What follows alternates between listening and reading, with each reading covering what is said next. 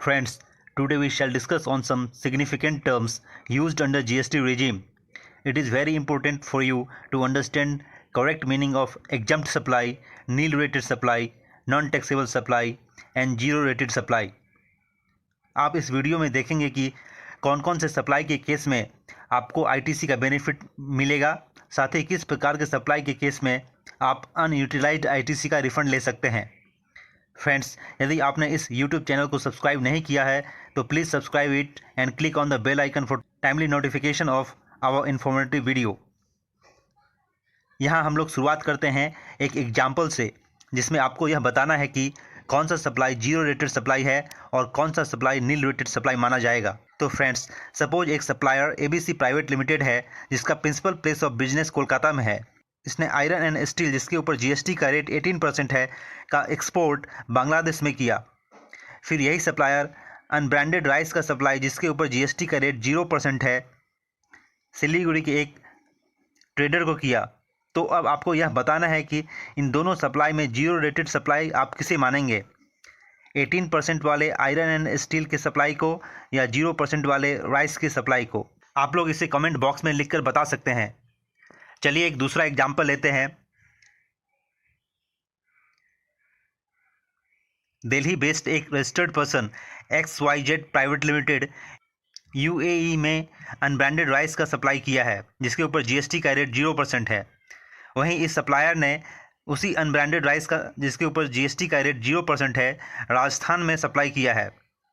तो इस दूसरे एग्जाम्पल में किस केस को आप जीरो रेटेड सप्लाई मानेंगे और क्यों, किस केस में सप्लायर को आईटीसी का बेनिफिट मिलेगा। तो फ्रेंड्स, यदि आपको पता है तो इन दोनों एग्जाम्पल्स का रिप्लाई आप कमेंट बॉक्स में लिख सकते हैं। अगर नहीं पता है तो आप इस वीडियो को पूरा देखिए, आपको सभी जानकारी मिल जाएगी। साथ ही मेरे बताने से पहले आपको इसका उत्तर पता चल जाएगा। तो फ्रेंड्स, हम लोग GST में यूज किए जाने वाले टर्म्स एग्जम्प्ट सप्लाई के बारे में सबसे पहले बात करेंगे। एग्जम्प्ट सप्लाई को clause 47 of section 2 of CGST act में डिफाइन किया गया है। इस डेफिनेशन के अनुसार किसी भी प्रकार के गुड्स या सर्विसेज का सप्लाई जिसके ऊपर GST का रेट नील है या शून्य है, उसे एग्जम्प्ट सप्लाई माना जाएगा। इसके अतिरिक्त किसी भी प्रकार के गुड्स या सर्विसेज का सप्लाई जिसे GST से एग्जम्पशन मिला हुआ है, उसे भी एग्जम्प्ट सप्लाई मानेंगे। फिर किसी भी गुड्स या सर्विसेज का सप्लाई जो कि नॉन टैक्सेबल सप्लाई है, मतलब इस प्रकार के गुड्स या सर्विसेज GST के परव्यू से बाहर है, उसके ऊपर GST नहीं लगेगा, ऐसे सप्लाई को भी एग्जम्प्ट सप्लाई में शामिल किया गया है। इस प्रकार एग्जम्प्ट सप्लाई में 3 तरह के सप्लाई को शामिल किया गया है। पहला है नील रेटेड सप्लाई। इसके एग्जाम्पल्स हैं bread, fresh fruits, vegetable, milk, curd etcetera. दूसरा एग्जम्प्ट सप्लाई, इसके एग्जाम्पल्स हैं ग्रेन्स, साल्ट, जैगरी, इलेक्ट्रिसिटी। और तीसरा नॉन टैक्सेबल सप्लाई, जिसमें आप alcoholic liquor for human consumption, petrol, diesel आदि को रख सकते हैं।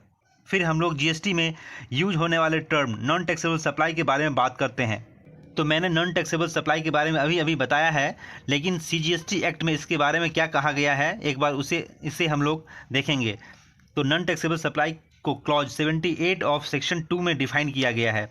इस डेफिनेशन के अनुसार ऐसे गुड्स या सर्विसेज या दोनों का सप्लाई जो GST के तहत कवर्ड नहीं है, जिसके ऊपर GST नहीं लगता है बल्कि कोई अन्य टैक्स लेवी किया जाता है, ऐसे गुड्स या सर्विसेज को नॉन टैक्सेबल सप्लाई कहा गया है। इसे आप नॉन GST सप्लाई भी कह सकते हैं। इसमें diesel, petrol, alcoholic liquor for human consumption को रखा गया है। Finally we come to zero rated supply. तो दोस्तों, जीरो रेटेड सप्लाई के मीनिंग को IGST एक्ट के सेक्शन 16 में एलोबोरेट किया गया है। जीरो रेटेड सप्लाई का मतलब है एक्सपोर्ट ऑफ गुड्स और सर्विसेज और बोथ। मीन्स जब कोई सप्लायर किसी भी गुड्स या सर्विसेज या दोनों का एक्सपोर्ट करता है, मतलब इंडिया के बाहर सप्लाई करता है, भले ही उस गुड्स या सर्विसेज के ऊपर 0% GST हो या 28% GST हो, उसे जीरो रेटेड सप्लाई माना जाएगा। इसके अलावा कोई सप्लायर यदि किसी भी प्रकार के गुड्स या सर्विसेज का सप्लाई स्पेशल इकोनॉमिक जोन में सिचुएटेड किसी सेज यूनिट को करता है, तो उसे भी जीरो रेटेड सप्लाई माना जाता है। फिर यदि कोई सप्लायर स्पेशल इकोनॉमिक जोन के डेवलपर को गुड्स या सर्विसेज का सप्लाई करता है तो उसे भी जीरो रेटेड सप्लाई माना जाता है। फ्रेंड्स, इस प्रकार आप exempt supply, nil rated supply, non taxable supply और जीरो रेटेड सप्लाई का मीनिंग समझ गए होंगे। तो चलिए आपको पहले बताए गए दो एग्जाम्पल्स में कौन सा जीरो रेटेड सप्लाई है वह बताता हूँ।